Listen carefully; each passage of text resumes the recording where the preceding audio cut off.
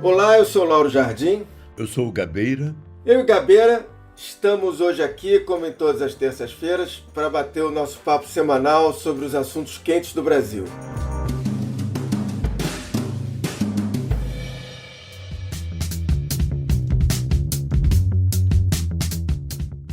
Hoje a gente vai conversar sobre o que já se pode chamar de escândalo da Covaxin, que enredou o governo não só em mais uma crise, como uma crise que bota o presidente da República numa situação de fragilidade inédita.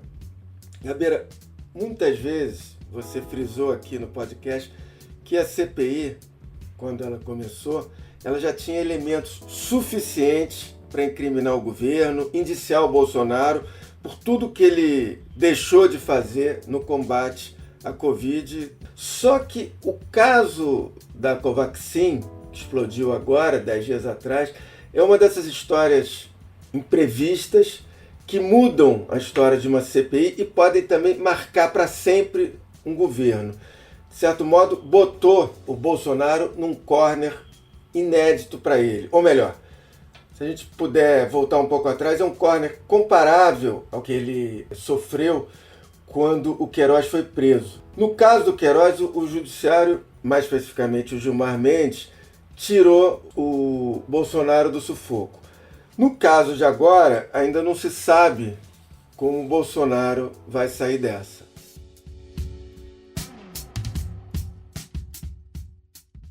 Nesse episódio de agora, fora todas as evidências de descaso e de atos por parte do presidente do governo para retardar a compra de vacinas no ano passado, surgiu com esse depoimento do deputado Luiz Miranda a novidade, quer dizer, a novidade que ele avisou o presidente de possibilidade de corrupção na compra das vacinas indianas e o que o presidente, segundo o Luiz Miranda, disse que não só botaria a Polícia Federal para investigar, como disse que aquilo tudo era um rolo do Ricardo Barros.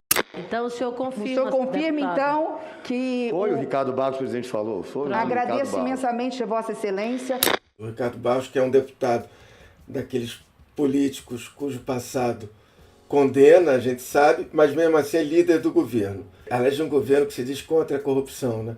Bom, o fato, galera, é que desde sexta-feira, quando foi dado esse depoimento pelo Luiz Miranda e pelo irmão dele, o que a gente vê é um presidente acuado, não é isso?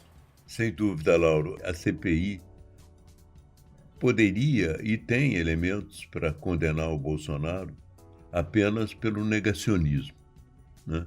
Assim como a opinião pública internacional tem elementos para condenar a política ambiental apenas pela destruição pura e simples da floresta. Mas tanto no campo ambiental como no campo sanitário, entrou um fator novo, que é a corrupção. E a diferença, pelo fato de ter entrado a corrupção, que ela é muito mais inteligível pelas pessoas que não acompanham muito o noticiário. Porque para você chegar à conclusão de que houve negacionismo, você tem que ter uma visão muito clara de que o Bolsonaro disse uma série de coisas negativas a respeito do tratamento da Covid, da política sobre a Covid. Você tem que compreender que ele boicotou a compra de vacinas. Agora, a corrupção é velha conhecida. É aquela história, o cara está enriquecendo. E isso aconteceu também no meio ambiente. Tanto que o ministro do meio ambiente caiu. Ele preferiu ficar só com a destruição porque era praticamente impossível ele manter simultaneamente a destruição e a corrupção na linha de frente.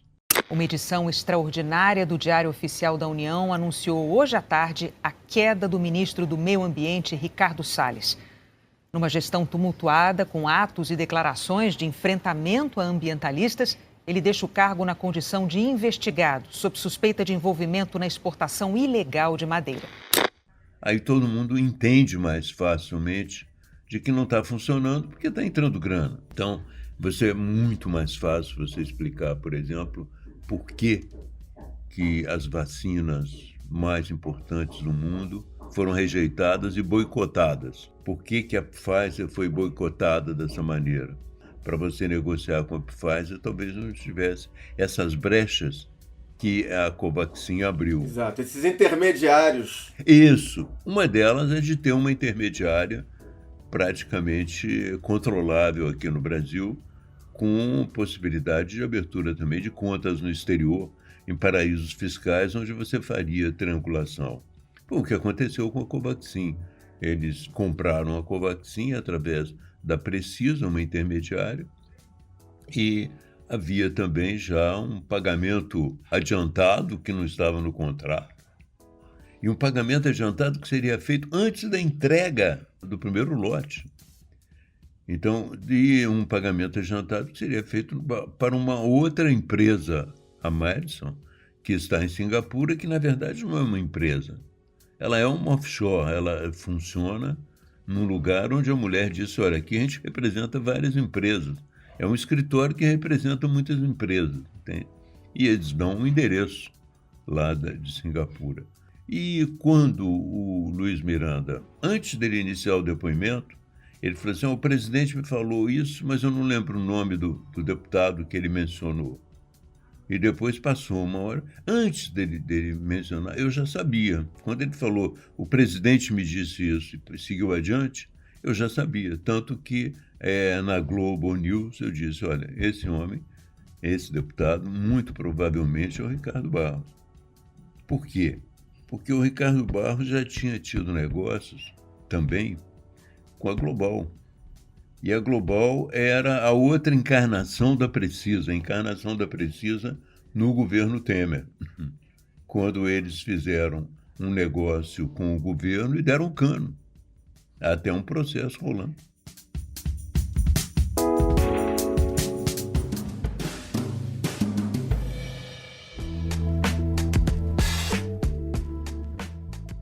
No governo Temer, o Ricardo Barros era o ministro da Saúde. Lembrar, uma reportagem ontem do Globo mostrou que mesmo virando o governo Bolsonaro, desde 19, ainda na gestão Mandetta, quem continuou comandando o setor de compras de vacina do Ministério da Saúde era gente do Ricardo Barros, do PP e do Ricardo Barros. Quer dizer, é mais do que evidente a influência do Ricardo Barros nesse setor do Ministério da Saúde. Claro, ele tinha uma relação com essa empresa, não é? Ele tinha uma relação com a Precisa, que não era a Precisa, na época era a Global, mas agora é a Precisa. Também, da mesma forma, a fiscal do contrato, que permitiu as coisas seguirem adiante, também colocada lá no período dele.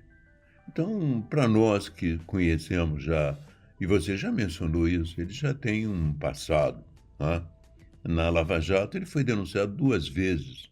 De acordo com os delatores, o deputado federal pelo Progressistas, Ricardo Barros, recebeu mais de 5 milhões de reais em propina da empresa Galvão Participações de 2013 a 2014.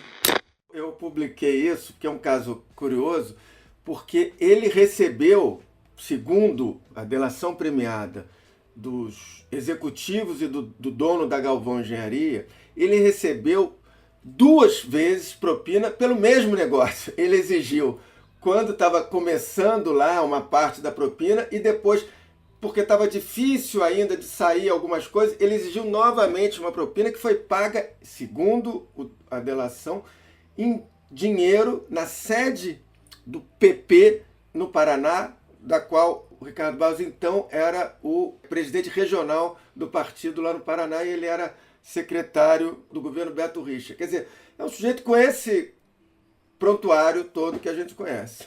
Ele conseguiu dar uma rasteira nos corruptores, né? Ele conseguiu enganar os corruptores. O que é curioso é o fato do Bolsonaro, alguns dias depois, não ter se defendido. Ele nem disse que o Miranda está mentindo. Ele tem problemas de enfrentar o Miranda, porque ele não sabe se o Miranda gravou ou não gravou, e nem confirmou que o Ricardo Barros estava metido nesse rolo. Pode ser que ele esteja também com medo do Ricardo Barros. Tanto não ataca, e é próximo ao Ricardo Barros recentemente, que depois da denúncia, eu creio que você noticiou isso também, ele nomeia a mulher do Ricardo Barros para um cargo de R$27 mil por mês, e que ela precisa ir apenas um dia. A cada 2 meses, como conselheira de Itaipu. A cada 2 meses. Mil. Ela foi nomeada, a Maria Aparecida, Cida Borghetti, como ela é conhecida na política. Ela foi governadora também lá, e depois governadora no período daqueles de final de mandato. Ela foi nomeada 1 mês e meio depois da fatídica conversa do Luiz Miranda e do irmão dele no Alvorada. Com Luiz Miranda. Então, na verdade, o Bolsonaro não queria punir o Ricardo Barros.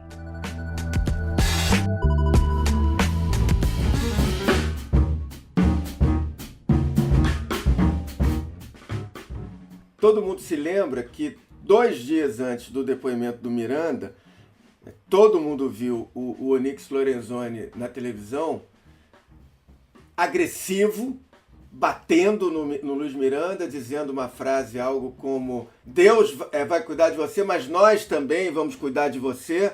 Quer dizer, ele estava extremamente agressivo. O senhor presidente da República determinou ao ministro-chefe da Casa Civil que a Polícia Federal abra uma investigação sobre as declarações do deputado Luiz Miranda, sobre as atividades do seu irmão, servidor público do Ministério da Saúde, e sobre todas estas circunstâncias expostas no dia de hoje. Entre esse tom agressivo e acusador do Onyx na quarta-feira e a sexta-feira e até hoje, que a gente grava aqui terça-feira, o silêncio sepulcral do Bolsonaro, deu-se o seguinte: eles se deram conta... Do próprio Onyx, né, que dizia que eu vou fazer, então não eles fiz se nada. deram conta que o Luiz Miranda deve ter gravado o Bolsonaro. Aliás, o Luiz Miranda, numa entrevista ao Estadão, ele disse textualmente isso. É um antagonista também, ele Exato. ensinou. Ele ensinou o seguinte: se o Bolsonaro for querer desmentir, ele vai levar a pior. Então, deixando claro que teria gravado. Então, bateu o medo no Palácio do Planalto, explicando esse silêncio. Isso pode ajudar numa coisa que é fundamental, eu acho, agora para a CPI, porque, como você elencou aqui, os indícios estão todos aí. Agora, vai caber à CPI transformar esses indícios mais do que fortes em provas, né, empacotar isso em provas para poder dar o passo adiante. Eu até, quando era deputado, Lauro, eu até escrevi isso, tinha um deputado chamado Inocêncio de Oliveira. Eu li isso, mano. E nós criamos um nome para essas situações que era antítese do nome dele, o Culpâncio de Oliveira. E eles são aí, o Ricardo Barros está na cara que é o Culpâncio de Oliveira, entende? Inclusive porque existe já um outro escândalo que não chegou a estourar totalmente, que não chegaram a comprar, com a compra de vacinas chinesas mais caras ainda do que essa vacina da Covaxin, e a empresa intermediária era de Maringá, a mesma terra do Ricardo Barros. Então, as coisas estão... Ele estava realmente se preparando para ficar multimilionário com as vacinas, entende? Só esse trambique de 45 milhões de dólares, aí é preciso vir e dizer: mas nós erramos, nós mandamos uma nota errada. Olha, poxa, Laura, uma empresa que manda uma nota errada de 45 milhões de dólares vai mandar, em vez de vacina contra a Covid, vacina contra a febre amarela, pô. Em vez de endereçar para o Brasil, vai endereçar para o Equador, porque, pô, você já viu alguém errar em 45 milhões de dólares assim, pô? Não existe, né? Não existe, os caras estão brincando com a gente.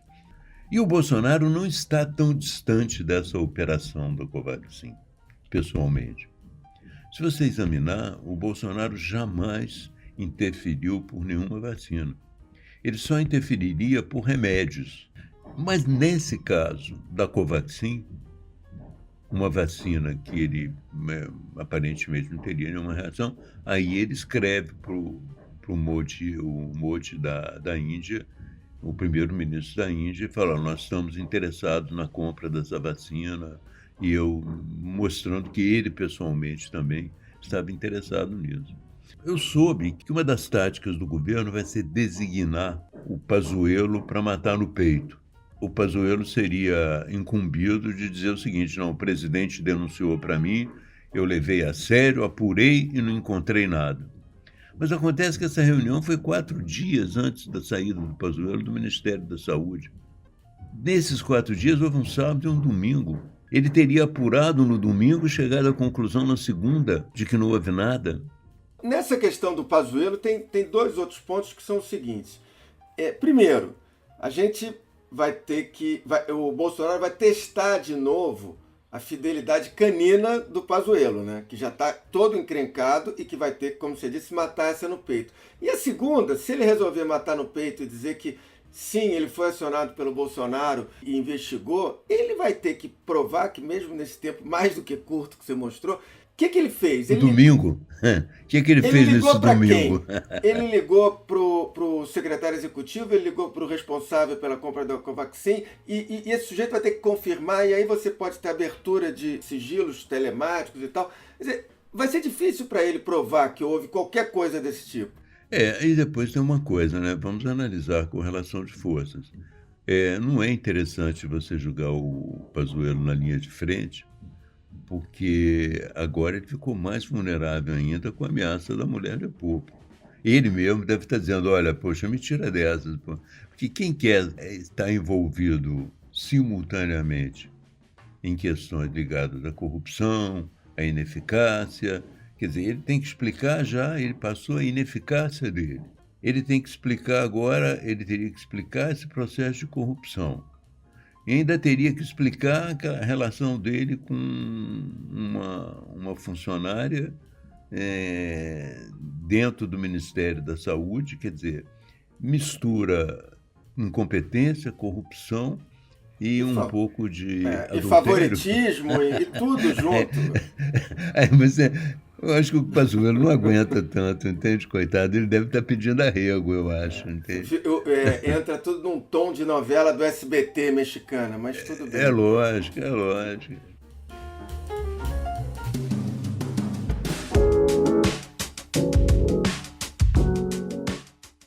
Gabriela, a gente gira em torno dessas conversas todas e volta num ponto que já falamos aqui, mas cada vez de um modo um pouco diferente, que é o impeachment, né? O Arthur Lira, a quem cabe abrir um processo como presidente da Câmara, neste momento tem sido mais Arthur Lira e Centrão do que nunca. Ou seja, ele está ali dizendo que não vai abrir processo nenhum de impeachment, não há sentido, não há razão. E, enquanto isso, na outra porta, ele negocia mais cargos, mais emendas. Na semana passada mesmo, o Bolsonaro nomeou uma juíza substituta do TSE, que é advogada do Arthur Lira e era a candidata do Arthur Lira. Para o Centrão, essa situação é sempre, quanto mais a perigo o Bolsonaro estiver, melhor para ele. Agora, como a política tem seu dinamismo, no sábado agora, no dia 3 de julho, a gente vai ter uma nova manifestação da oposição, a gente tem que ficar atento ao tamanho dela, as ruas sempre mudam a perspectiva de todo mundo da situação política e também a possibilidade dessa fita aparecer, que em algum momento ela vai ter que aparecer, ou ela vai ser pedida pela ministra Rosa Weber, com quem ela vai ser relatora da queixa-crime que alguns senadores, liderados pelo senador Randolph, fizeram no Supremo na segunda-feira. Então, essa fita deve aparecer. Mas, Lauro, a fita não precisa aparecer porque o Bolsonaro não desmentiu. Só aparece se ele desmentir. É verdade. A fita ela tem uma força da palavra falada. Concreta. Daquele jeitão do Bolsonaro de ser, porque eu imagino o jeitão Bolsonaro de ser, o que ele deve ter falado. Deve ter um outro palavrão. Deve ter um outro. Eu falo até de coisas que talvez ele não ficasse bem para ele, e nem falo dos palavrões, porque ele já incorporou e o Brasil já incorporou. Mas assim, ele falando alguma coisa a mais, e aí, sendo bem sincero e aí especulando, pura especulação, o Luiz Miranda tem se mostrado um bom jogador até aqui. Ele tem soltado as coisas aos poucos. Quem sabe essa fita não traz mais uma novidade, ainda que não seja mais bombástica. Existe um fator também que eu acho que vai complicar um pouco mais, que o irmão do Luiz Miranda, Sim. o Luiz, funcionário público, ele quer fazer um outro depoimento sem público, depoimento fechado, para dar indicações de outros problemas ali no Ministério. Entende? Como eu te disse, já essa compra possível de uma vacina chinesa que era mais cara ainda do que a Covaxin, existem outros fatores ali no Ministério que precisam ser levantados. Só para voltar atrás um pouco, não sei se você se lembra que no depoimento do Luiz Miranda, ele menciona uma conversa dele com o Pazuello no avião. Eu expliquei isso pro Pazuello de forma bem resumida, que não dava para conversar dentro da aeronave. Qual foi a reação que tinha outras pessoas. Falei, olha, tá uma situação que tá rodando. Aí ele olhou pra minha cara, uma cara de descontentamento, e falou assim, Luiz, eu não duro mais nem essa semana, é certeza, eu vou ser exonerado. Eu falei assim, pô, mas a gente precisa brigar. Aí ele mudou o assunto. A gente tem que lutar contra isso, a gente não pode aceitar. Ele mudou o assunto assim, vou te contar uma historinha só da vacina. Aí ele me conta a história que desde o meio do ano passado ele está lutando para a gente lançar a nossa vacina. Ele foi travado diversas vezes. Ele teve dificuldade aqui para poder trabalhar. Muito importante essa informação. E que o Pazuello disse que foi praticamente, não conseguiu conter o processo, que ele foi meio derrubado pelos caras que queriam o que ele chama de pichuleco, não é? Pichuleco. Ele Pichulé, fala eu pichulé, acho, embora não sei seja a expressão. pichuleco o termo consagrado. Pichuleco, exato. Mas a verdade é que tudo vai ficar muito complicado para o próprio Pazuello explicar. E eu tenho a impressão de que essa semana, antes da manifestação de sábado, ainda vamos ter acontecimentos. É possível que a crise, como você diz, escalone um pouco mais. Portanto, nós entramos naquela fase em que temos que esperar, não podemos prever o futuro, entende? Temos que esperar para ver para onde vai. Se eu quisesse fazer uma metáfora futebolística aqui, era bom que o nosso ouvinte ficasse prestando atenção aonde está o Centrão, porque o Centrão é aquele jogador que está sempre bem posicionado para, no final, conseguir marcar o gol. No caso do gol do Centrão, é ficar sempre ao lado do vencedor. Se o Centrão ficasse bem perto da trave esperando uma bola espiada, é porque ele já está exatamente esperando as coisas acontecerem. Agora, eu acho também, e isso tem havido nas redes sociais, nos lugares que eu leio, uma inquietação muito grande sobre como os militares estão vendo tudo isso e o que o Mourão representa, entende?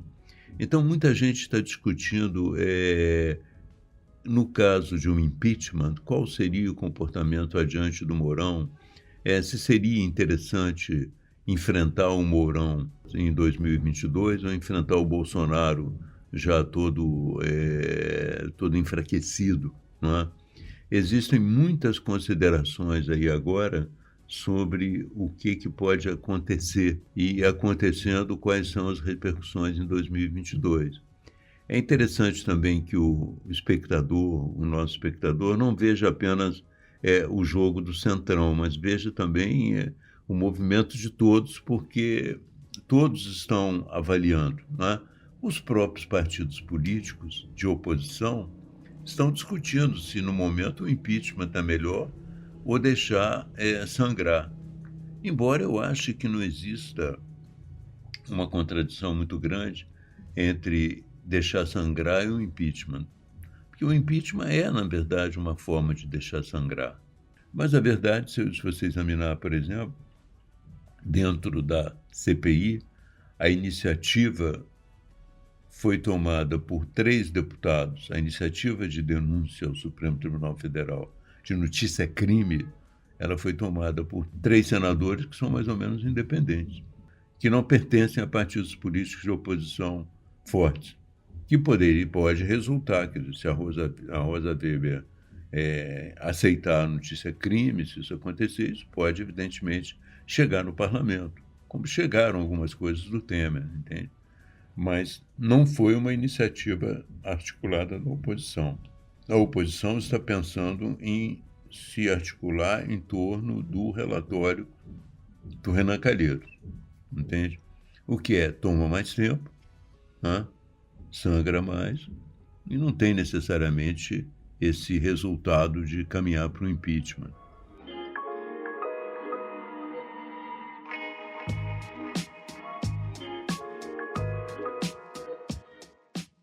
O outro fato em relação à CPI, embora já fosse esperado, é que ela vai ser prorrogada até outubro. Ou seja, queira ou não, o governo vai continuar sangrando pelo menos até outubro. E nesse momento, se a gente for olhar a CPI nos últimos 10 dias antes do caso da Covaxin, ela parecia que estava entrando num ritmo estranho, que já tinha dado o que tinha que dar, o ápice já tinha acontecido. E agora, de fato, ela ganhou um empurrão inédito e inesperado. Então, eu acho que esses 3 próximos meses vão ser os meses de muito sangramento do governo. E confirma aquela máxima que nós tanto repetimos no Congresso. A gente tinha uma CPI, você sabe como começa, mas nunca sabe como acaba. E essa nunca foi tão verdadeiro esse lugar comum, né?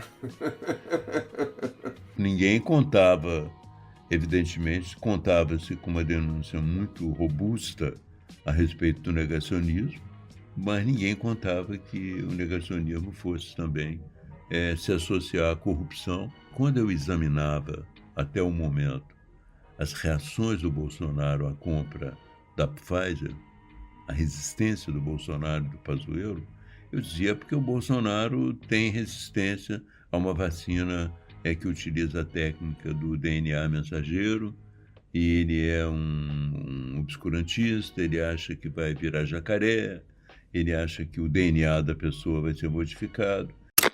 Lá, na Pfizer, está bem claro lá no contrato, nós não nos responsabilizamos por qualquer efeito colateral.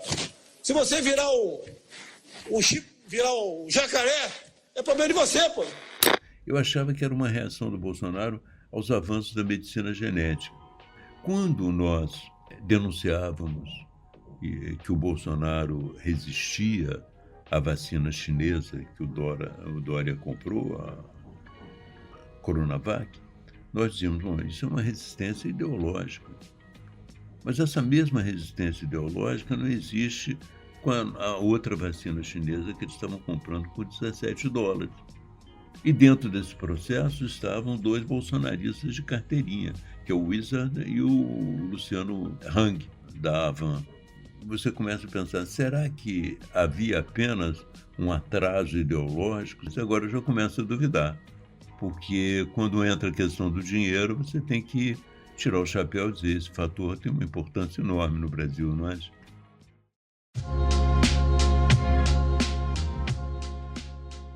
Bom, tá terminando o Lauro Gabeira de hoje.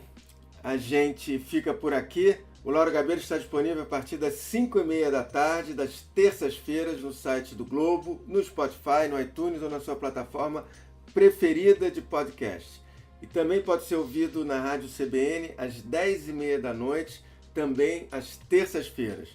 Esse episódio teve a edição da Luciana Malini e do Vitor Carvalho. Na terça-feira que vem, a gente está de volta. Tchau.